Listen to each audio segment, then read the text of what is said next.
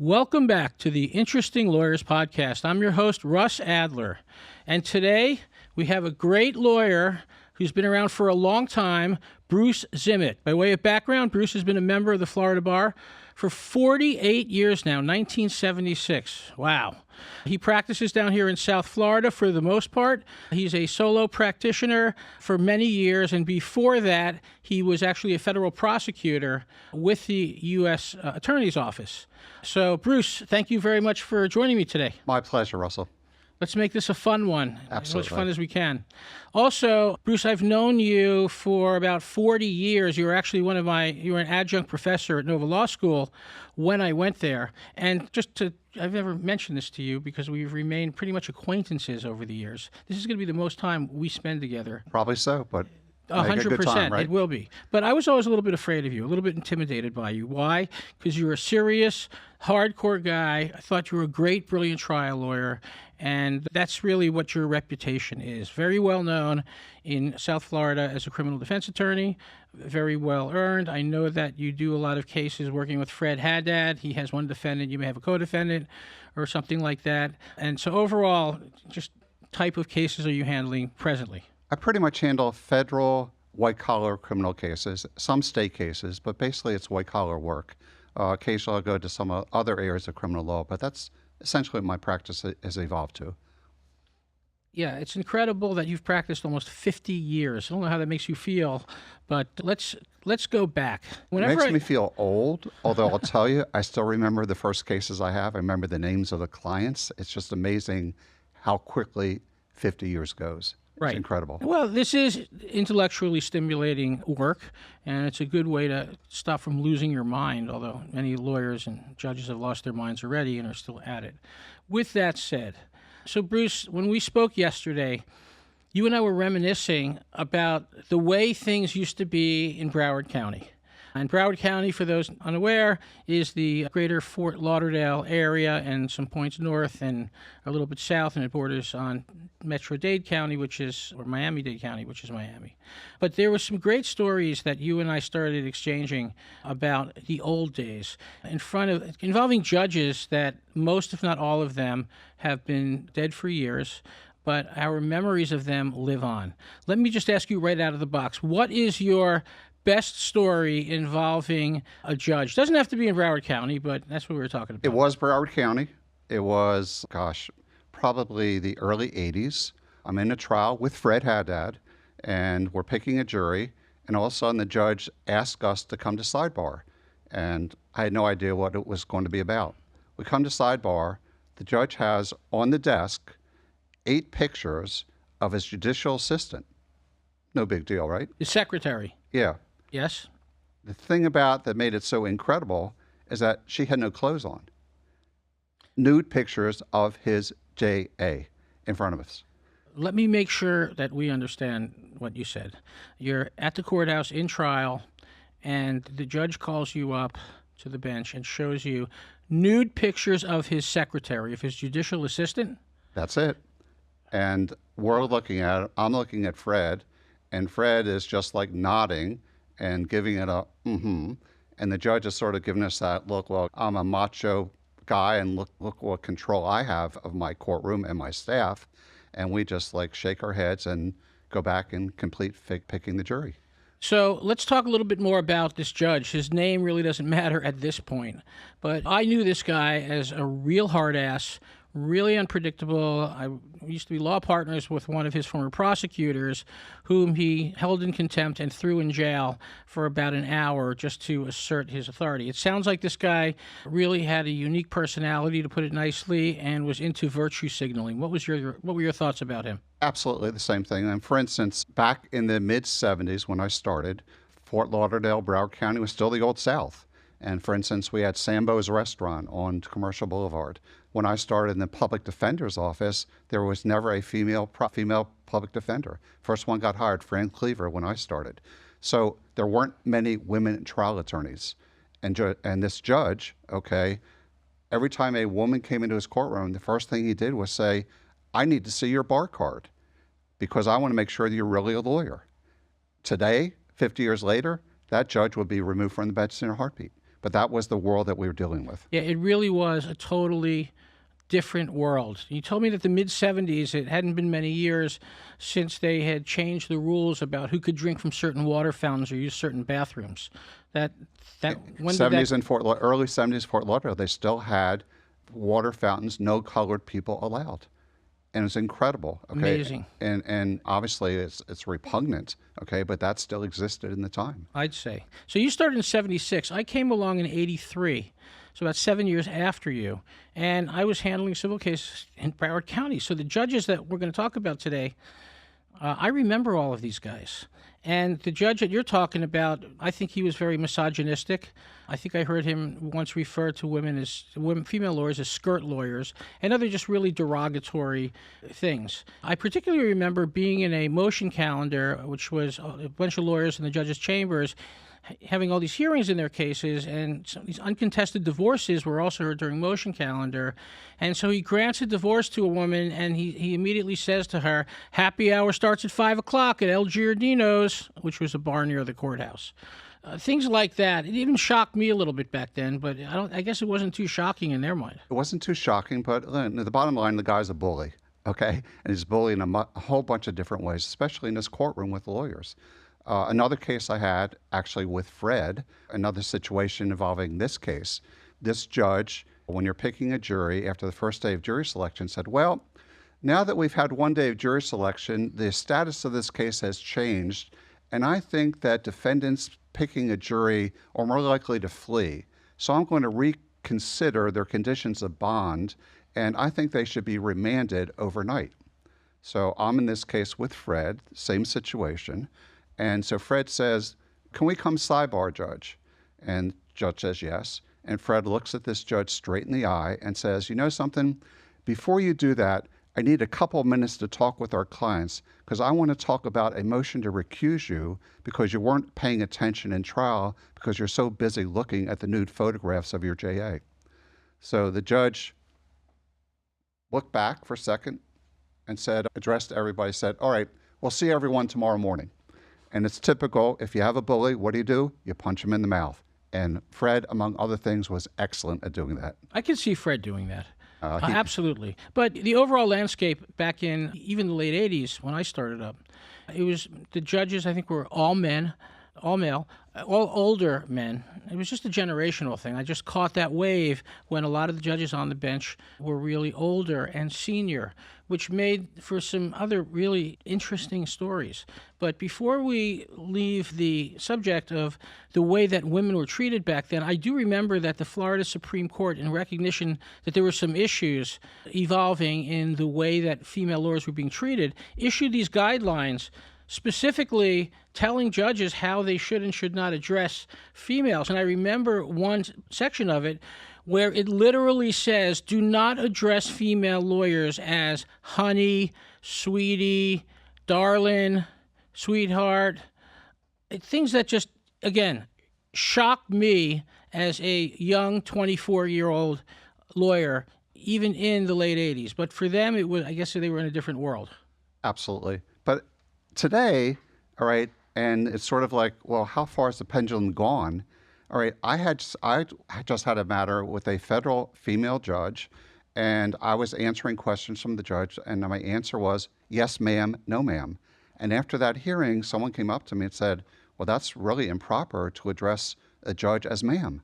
And I looked at him and said, well, for a male judge, I say, sir. And so some of these rules, I think, are important in your era, for sure, that you're talking about.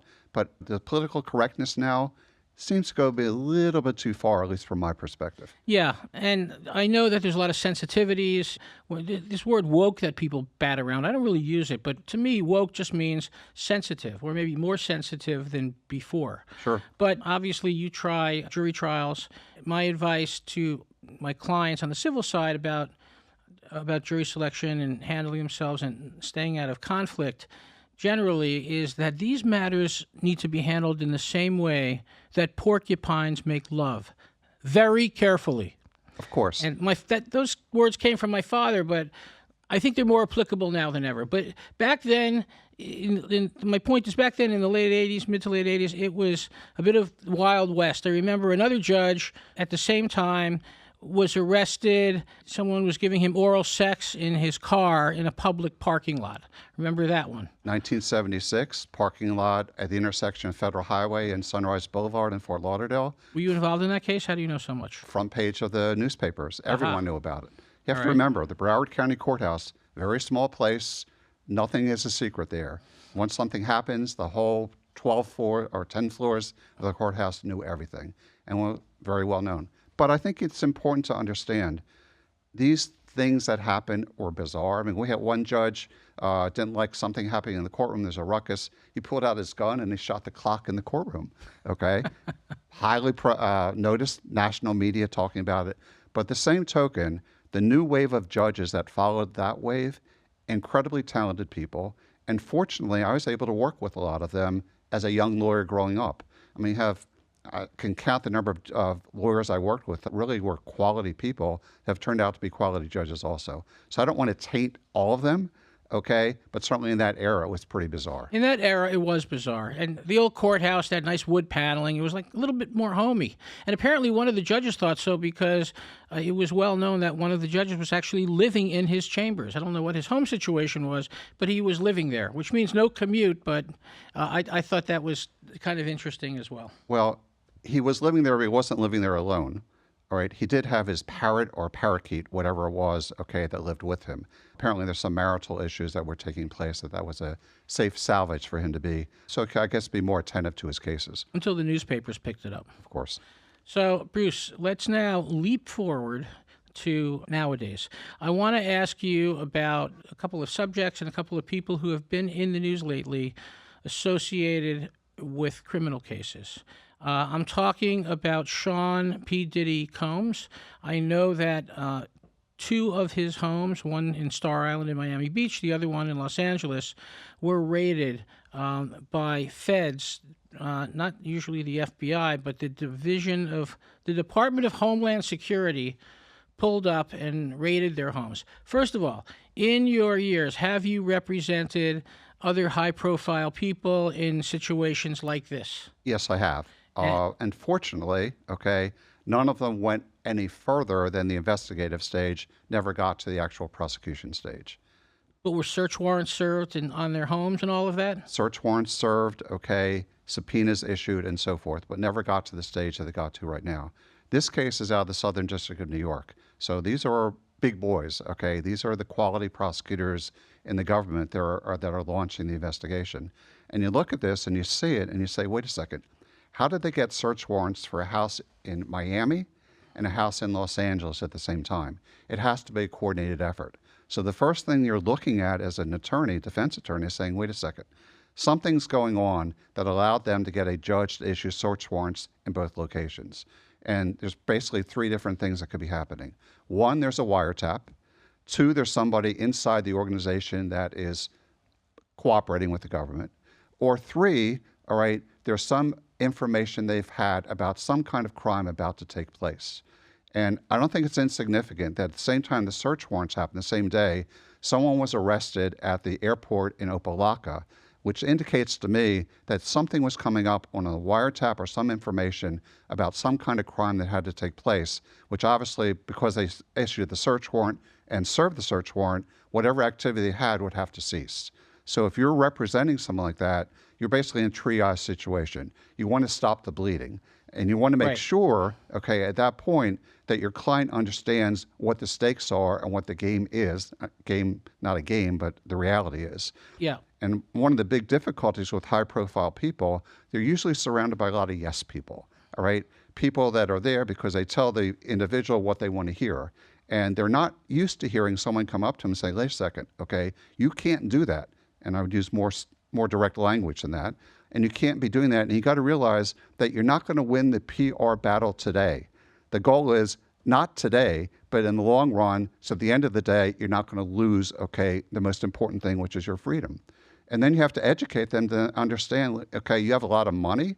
A lot of people think because they have money, they have intelligence and they have ability to understand situations, which they might be great in the music industry or in some other industry, but not necessarily understanding the legal ramifications of what happens. Right. And I've dealt with that mindset as a civil lawyer in my past because I've sued celebrities including Jason Kidd, Justin Bieber, Rosie O'Donnell, Paulina Rubio, and others. And oftentimes you just scratch your head and say, really? They thought that this was okay just because they make $9 million a year, or they're movie stars or whomever. They definitely have a different mindset, and it probably doesn't help that there's all these yes people around. But Bruce, let me digress, please, and just set the backdrop around what we know about Sean Diddy Combs. And look, I am not saying he's guilty. I'm not saying he's committed any crime. Obviously, as a lawyer, we always reassert how people are innocent until proven guilty.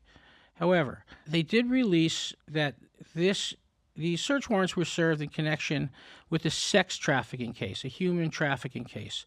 I was wondering if you could visit with us a little bit and our listeners about sex trafficking cases, because I didn't used to hear about them in the 80s or 90s, and now all of a sudden you hear a lot about sex trafficking, particularly in the music industry.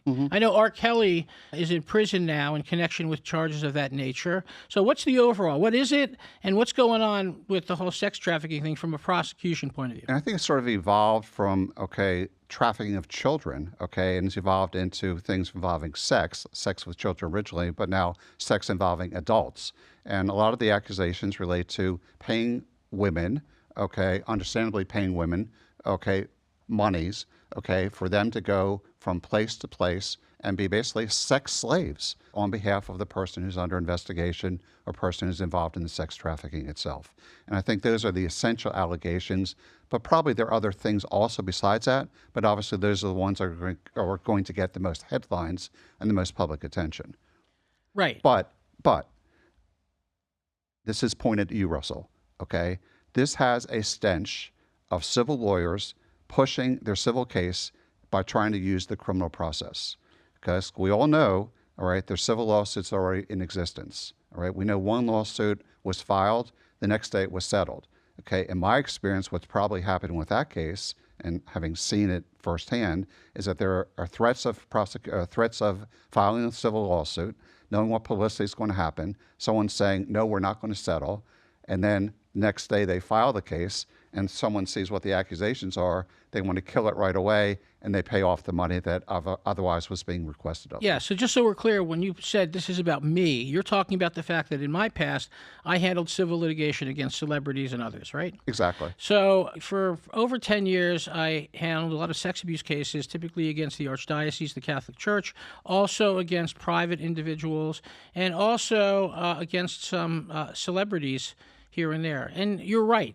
The first knee-jerk gut response you always get from lawyers of civil defendants, of which Combs is certainly a civil defendant, and I think more than 2 cases presently. At least that's what was reported. You always get the same thing back. This is someone looking for a payday. This never happened. This is fraud. We deny it. We're never going to pay anything. So if you always and then get the next thing, I would always get those phone calls immediately the day after from the defense attorney. What are you looking for? What do you want? Because you're right. These people think or thought at the time when dealing with me that this was just some lawyer looking for a quick hit to get some money out of his celebrity client. You know what I used to tell him, Bruce? Because I'm a little bit different. And I was someone who took sport in handling and trying cases. I would say, you know what? We don't have a demand. We're going to let the jury figure this one out. And whenever I said that, then you heard silence because they were not expecting that. And it drove them crazy because their guy has a checkbook ready to pay money and all of this. And my point was, hey, I have a legitimate case. This could be a punitive damages case. I'm not looking for some quick hit, but I know that there's a lot of lawyers out there, and that's all they are doing. Sure. So I do agree. And usually the demand, comes with a request for money. So I'm talking about before something is filed, the demand takes place. And that's something which the response is, if you want to use a civil court system, that's fine, but don't try to incorporate the criminal court system to try to get advantage in your civil case. And that's the first thing I think you look at from the criminal perspective. Is that really happening in this case?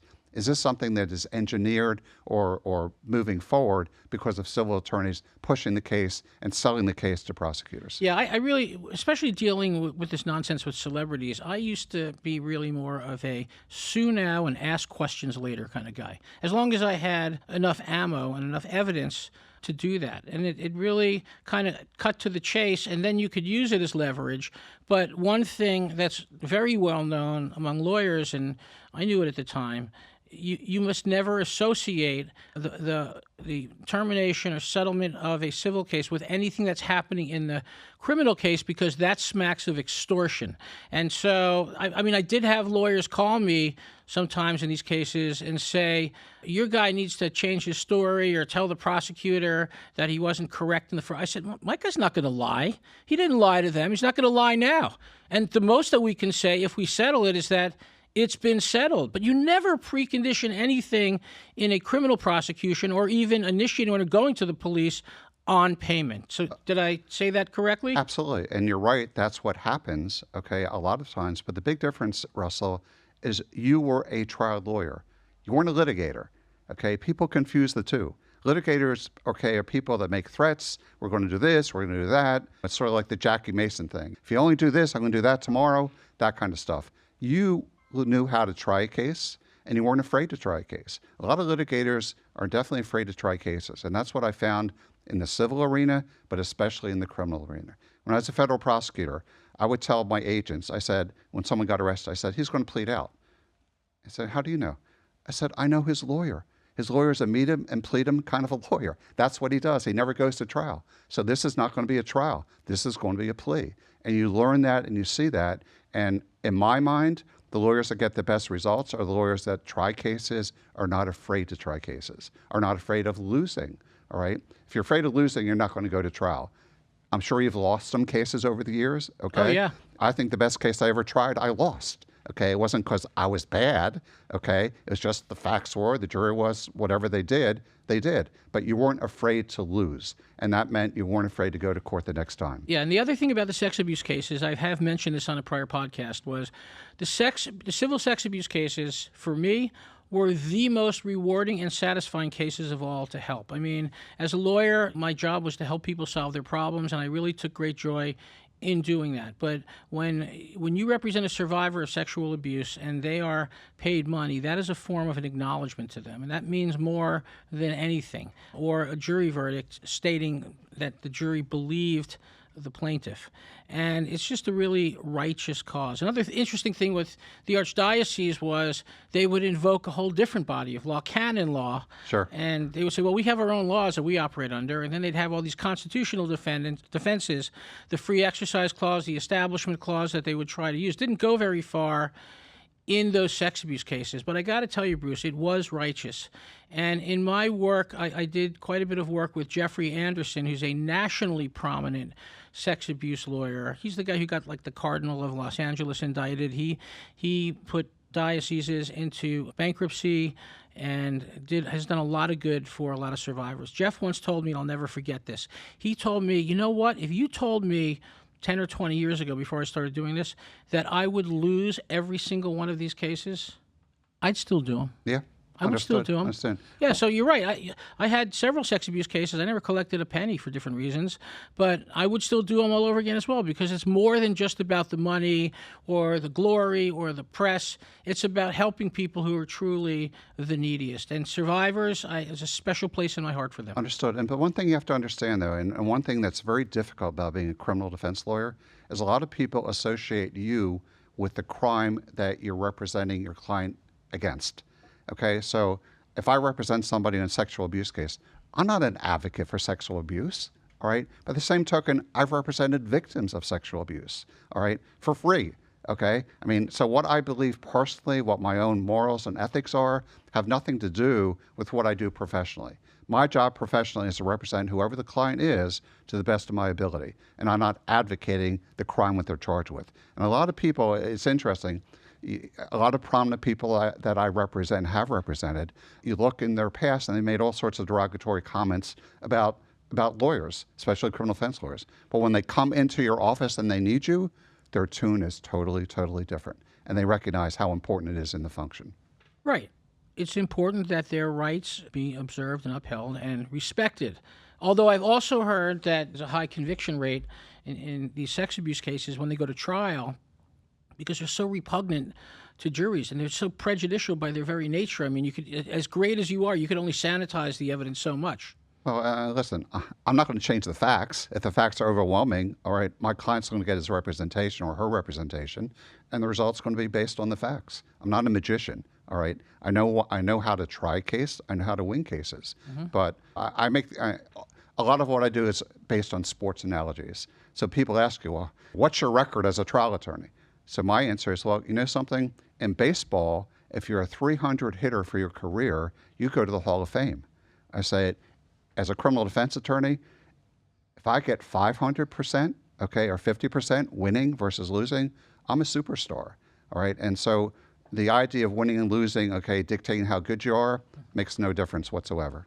Yeah. So are the majority of your cases these days in federal court or state court? More federal than state, but I do have several significant state court cases. So let me ask you this. Last I checked, the feds had like a 94% conviction rate overall. Now, I know that that's just a statistic, and it could be anywhere from 0 to 100% in any particular case. But with that said, how does that figure in to your handling of these cases? You do a lot of trials?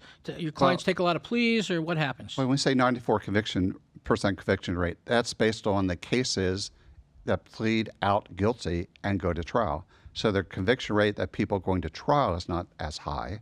And the cases I go to trial, I don't know, I don't count them, I don't add them up, I don't say, oh, I've tried 3,000 cases or something like that. I would say it's probably about 50-50 of federal cases go to trial. You win cases, some cases you should lose. You lose some cases you should win. I had the same experience on the civil side. In fact, I was telling the story, it's actually a case where your representation of this guy on a criminal case conflicted with my representation of him in a civil case. Shocking. It was the fire insurance case with the three guys who were former nightclub owners from Miami, and they were involved in an Italian restaurant, and there was a fire, and the insurance company for the restaurant used the defense of arson by the insured. Now, they were never prosecuted for arson.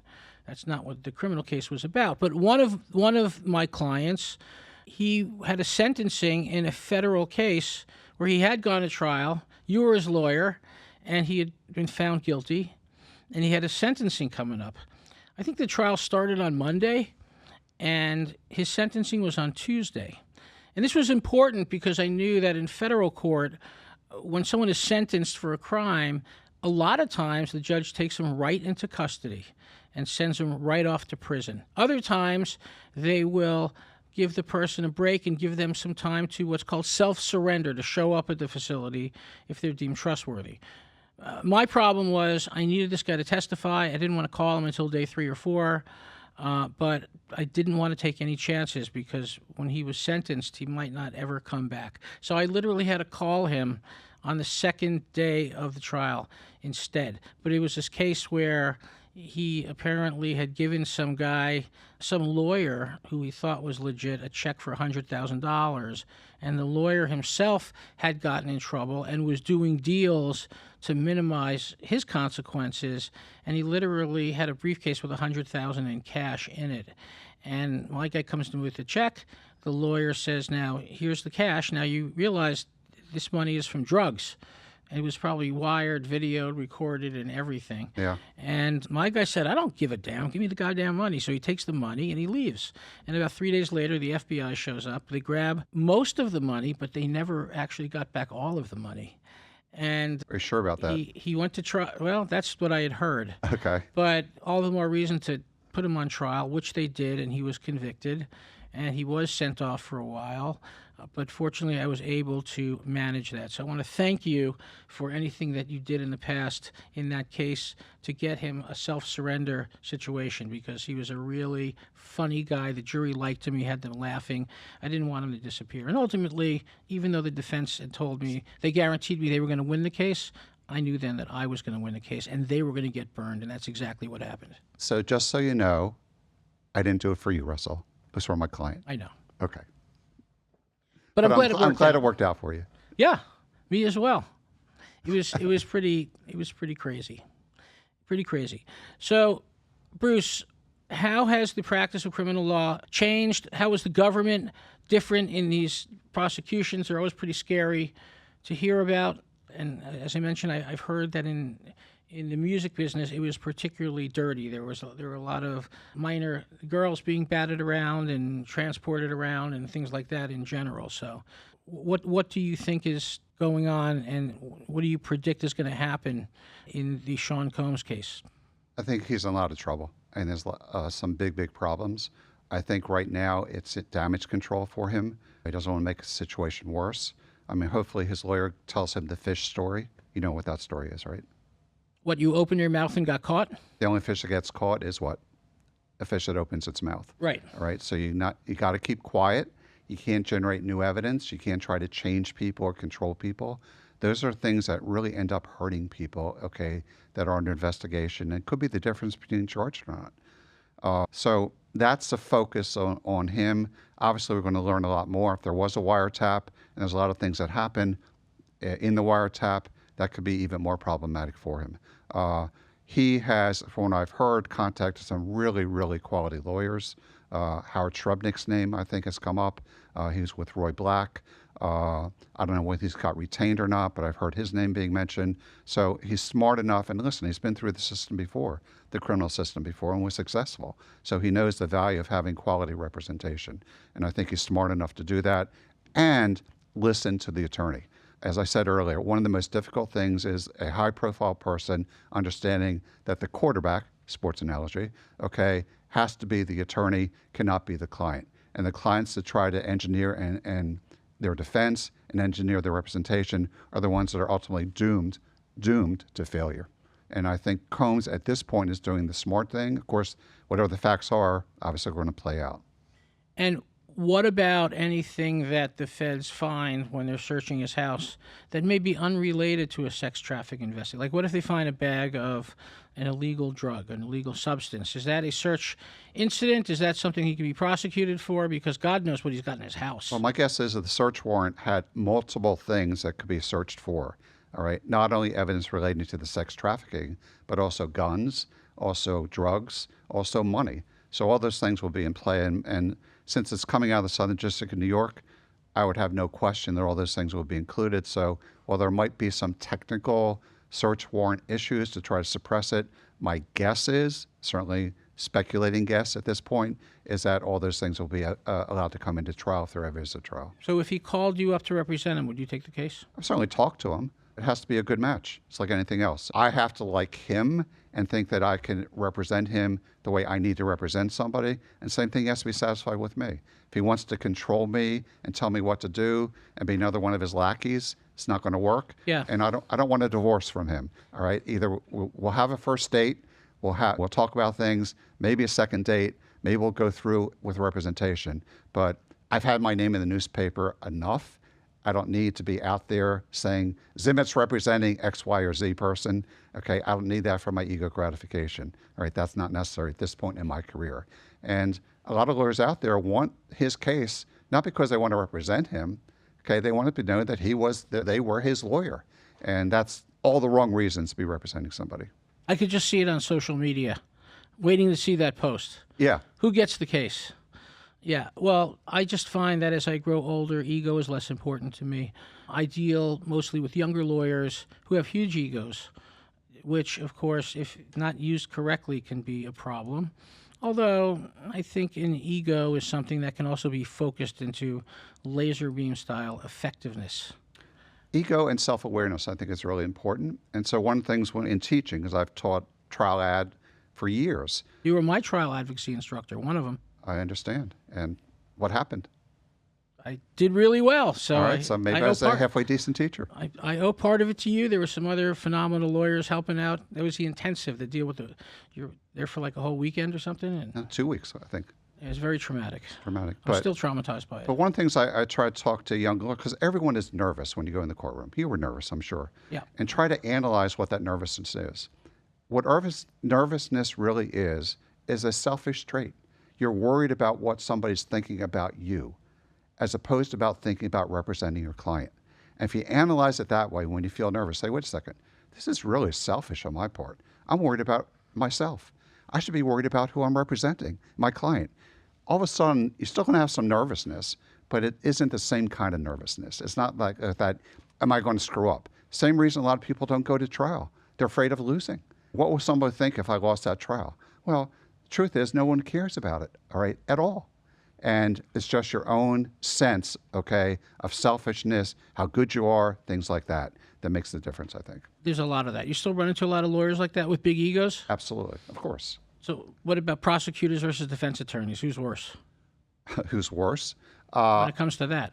It depends. It depends why they're prosecuting. All right. If they're very self-righteous, that everyone who they're prosecuting is scum and they're horrible and so forth, then they're true believers and they're a lot more arrogant and they're a lot more in the category that isn't wonderful. And those kinds more likely are going to do things that maybe would bend the rules to get the result. My era, I mean, listen, I'm a post-Watergate era attorney, and the system and the process was more important than the result. So you had to do things the right way. And if you didn't do things the right way, the conviction was worthless. Things have turned since then, okay? Turned since then that the conviction's more important than the process. And a lot of that has to do with the appellate courts. A lot of that has to do with the war on drugs. A lot of things like Fourth Amendment issues that we knew and could litigate and reserve for appeal, all of a sudden they're gone because of the war on drugs, because the end was more important than the means. And that's been a dramatic change in trying cases. You used to try cases to set something, in criminal cases, set something up for appeal, because you knew the appellate court would do the right thing. Now, not so great, okay? And now you have to win at trial in a criminal case if you're going to be successful. You can't really count on success in the appellate court. Wow. So when I was a federal attorney, federal prosecutor, I was a brilliant appellate attorney, okay? Now, as a federal appellate attorney, I'm okay, but not so great as I was when I was a prosecutor. Interesting. So, Bruce, I work with and I consult with a lot of younger lawyers, mid-30s typically, some younger, some older, and advise firms. From your point of view, as a seasoned, experienced 48-year lawyer, thanks, Russ. What is your best advice to these young lawyers, whether they're prosecutors or defense attorneys on the criminal side, or whatever your thoughts may be about civil lawyers? Just knowing how everything has changed and different, give us some sage advice, give us some value for our listeners when it comes to that.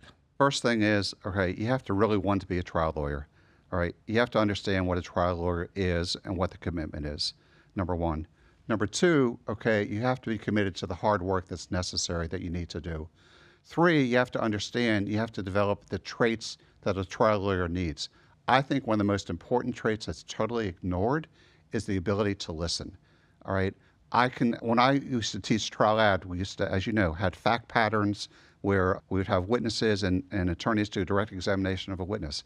I would play the role of the witness, and someone would be looking at their notes and have a list of questions to ask and go through all their notes, and I'd be sitting there as the witness, and I would totally answer something different than the question. But the attorney asking the question wasn't listening, okay, to what I was saying, totally ignored what was happening. And I would sort of make faces and do like that and do like that to the in front of the attorney who wasn't even looking at me. So you have to be observant. You have to understand what's happening, and you have to understand what your role is in the case.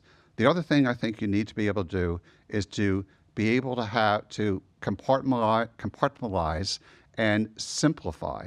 I try cases the KISS method, right?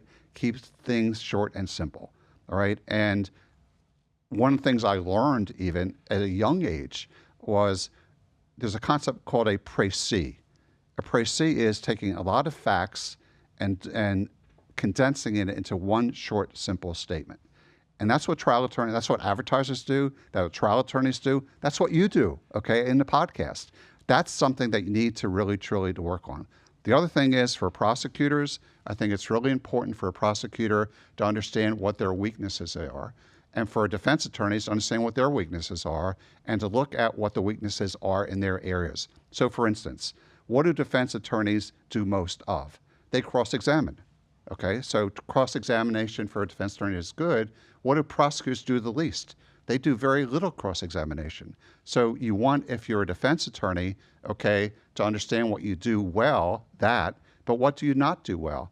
You don't do well with opening statements. That's what prosecutors do very well. So if I'm a defense attorney learning something, I want to do very, very well in giving opening statements, learn how to do it. One of the things I do really well, I think, what other defense attorneys don't do is give a very, very strong opening statement, because I want to keep my client in the game right from the beginning. I think people talk about trials being won and lost in jury selection. I think a lot of trials are won and lost in opening statements. I think also trying to understand how trials work.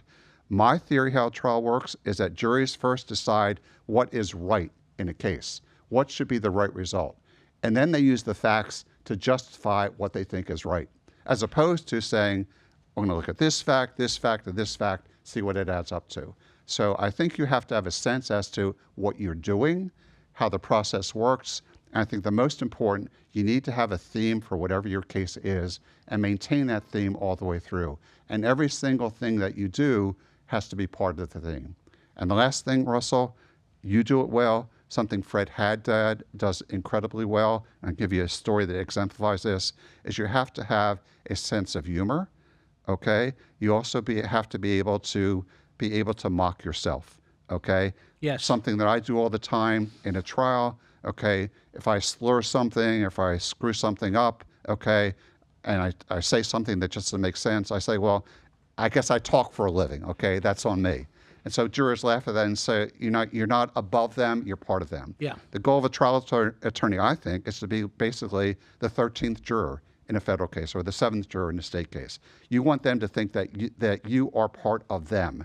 You're part of the process. And so I think those things are really, really important, and things I think that young lawyers need to work on. And above everything else, you gotta watch other people try cases, all right? I saw a clip somewhere of you in the Broward County Courthouse, and you said, these halls are empty. No one was there. Well, I remember so many cases that I went to of trials of other attorneys, great attorneys, even some attorneys that weren't great. You learn so much by watching other people. Yeah. And trials are about the only thing on the civil side that are live at the courthouse anymore. I know in criminal cases it's different because you have to be present, the defendant has to be present, there's less remote. So my whole point about those videos was that on the civil side, the halls are empty. And I don't think as many people are around to go and pop in and look at cases. So I think that's an excellent point. So, Bruce, let's finish this with your best story about you and Fred Haddad, who, by the way, has his own episode. He's been on here already. What a character. I don't know what else to say about Amazing. Fred.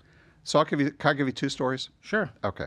First story is I went to law school in Washington, came down here looking for a job, got hired by the public defender who had run for state attorney, lost. His name was Warner Olds. He was leaving office, going to private practice, wanted some publicity. So it was a case involving a police officer in Parkland. Parkland had 2 police officers at the time, and he had shot and killed 2 Tennessee teenagers who were picking mushrooms on the fields of Parkland. There were no houses out there at the time. And he got charged with 2 counts of manslaughter. So the public defender who's leaving office says to, hey, Zimet, I heard you're on law review. I think you're pretty smart. I want you to second chair this case. I'm 7 months out of law school. I said, well, sure. Okay, of course I will. So I'm there, and then the first day that we're getting ready for trial, this is like the end of November, beginning of December. Beginning of December used to be the first day that highlight started, okay? And so this public defender, okay, he was a gambler, and he never missed the first day of highlight, and he never missed the second day of highlight or the third day of highlight. So I'm preparing a case right out of the law school, a manslaughter case, where the public defender is at highlight for 3 hours every afternoon. Anyhow, we got to trial, and I won't get all the details, but one of the issues in the case was that the defendant was claiming, and his attorney had put him in the grand jury and given a statement, so he's locked into what happened. Not the smartest thing to do, but it was done anyhow. He lives what the facts are. One of the issues in the case was the defendant, the cop, said that his hand got bruised because the victim, the guy who got shot, had tried to seize his gun and had hit his palm of the gun with the palm of his hand with the hammer of the gun. So in closing argument, the prosecutor gets up, and understand, this is 20 years before Johnny Cochran, right? If the gloves don't fit, you must acquit happened because of a courtroom demonstration that went bad. So in closing argument, the prosecutor gets up and says, listen, there's no way in the world that the hammer of that gun could have left any kind of mark on his hand. So he takes the gun out, and he goes like this, okay, into his hand. All of a sudden, this bright red gusher starts coming out of the palm of his hand.